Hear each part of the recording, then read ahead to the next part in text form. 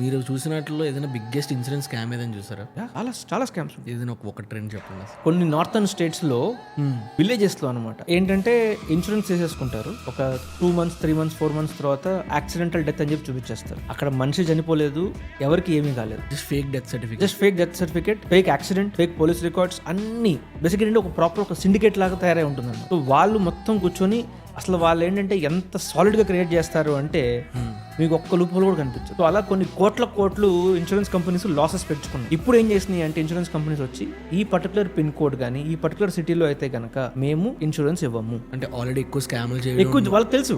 అక్కడ ఏంటంటే అక్కడ అలాంటి స్కామ్ సిండికేట్స్ కూర్చొని ఉన్నాయని చెప్పేసి వాళ్ళు ఏమనంటారు. లేకపోతే ఇంకోటి ఏం చెప్తారు, చాలా రెస్ట్రిక్షన్స్ పెడతారు. మీ ఇన్కమ్ అంటే మీరు అఫీషియల్ గా ఫైల్ చేసిన ఇన్కమ్ మినిమం 10 lakhs ఉంటేనే నేను ఇన్సూరెన్స్ ఇస్తాను. ఎందుకంటే వాళ్ళు చూసారు అంతకన్నా తక్కువ ఇన్కమ్ లో ఉంటే స్కామ్స్ ఎక్కువ పెరుగుతున్నాయి కదా అని చెప్పి.